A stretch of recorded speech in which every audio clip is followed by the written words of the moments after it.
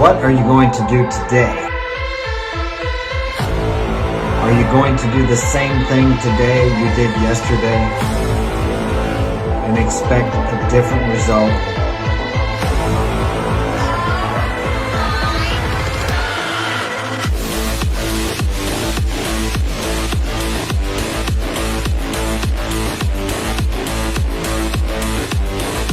Change what you think, change what you do, and tomorrow will be different from today. You know why it's so simple for me? Because I have a lot of experience.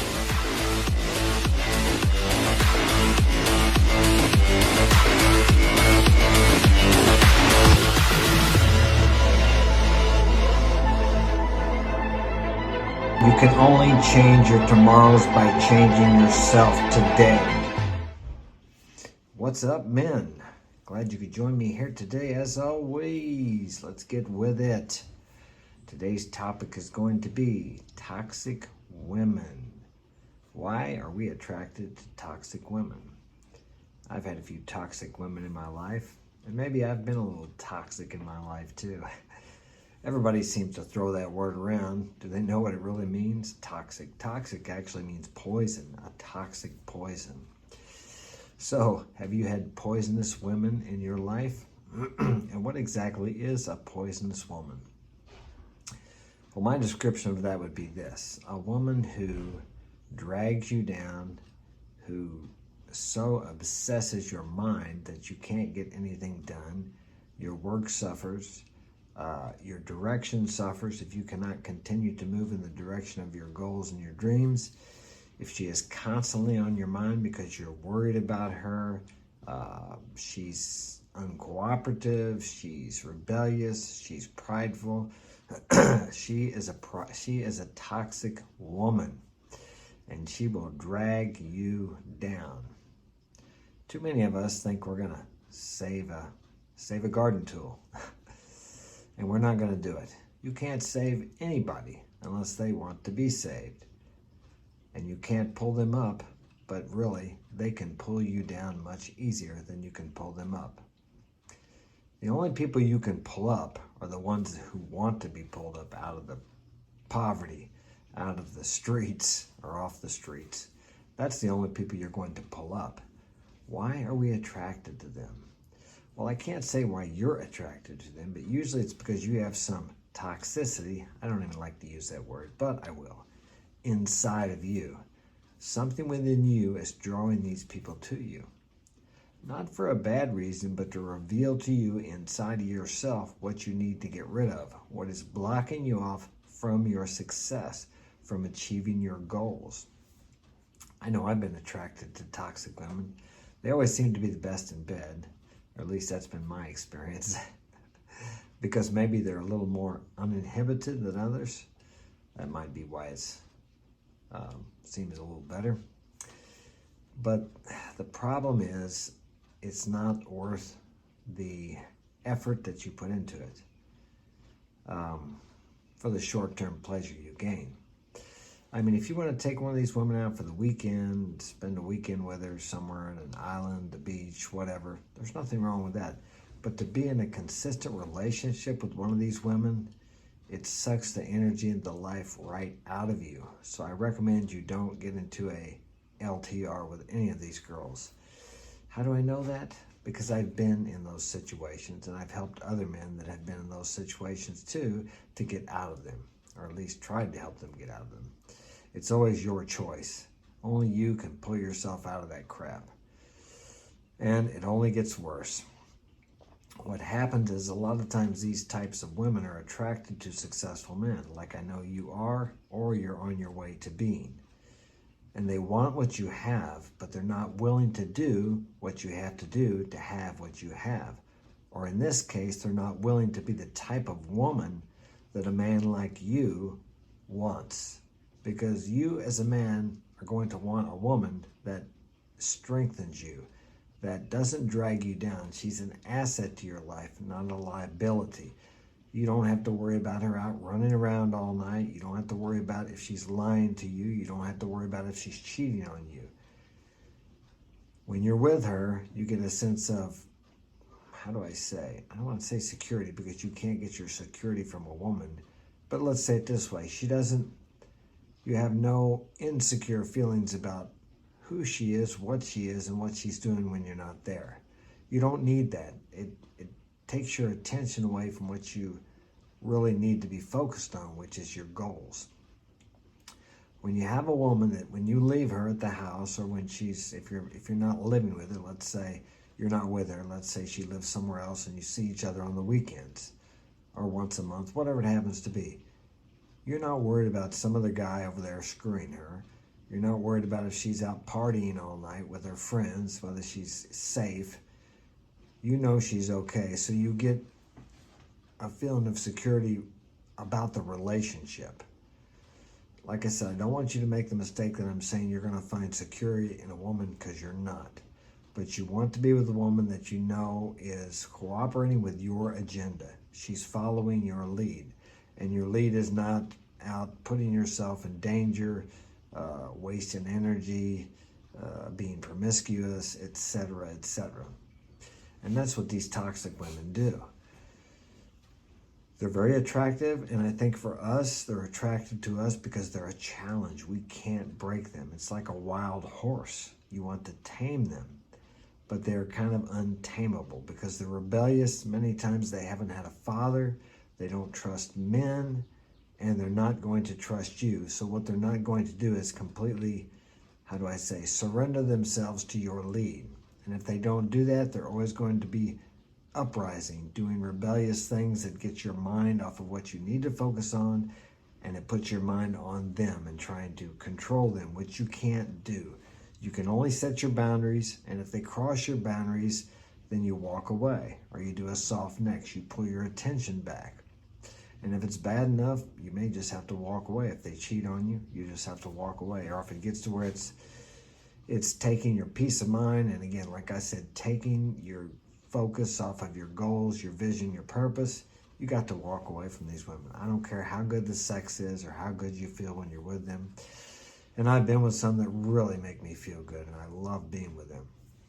You can keep them as a side piece. I know that sounds, if you're a woman listening to this, that sounds kind of crude, but that's the way us men talk. My channel is mostly for men.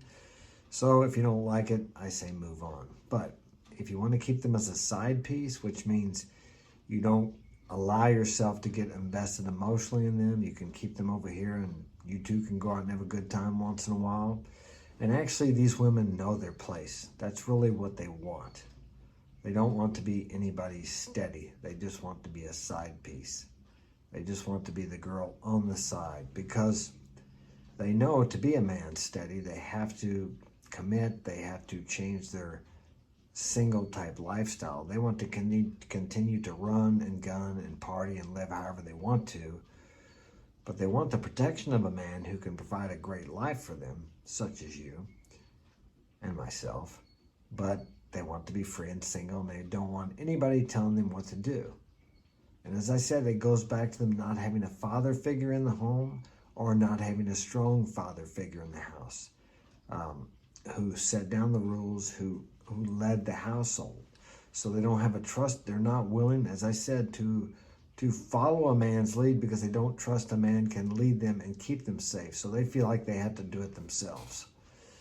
One of the characteristics of these type of women is they will tell you that they like to lead, they're dominant, they're a boss bitch, they say. That's something they say. They just don't want to follow your agenda. They always want to do things their way. You try to set a date with them, and they give you an alternate time. They never want to agree with your schedule. They want you to conform yourself to their schedule. So as you conform, then you're submitting to their frame. They don't want to submit to you. They may do it at first, but then they'll start trying to control the frame.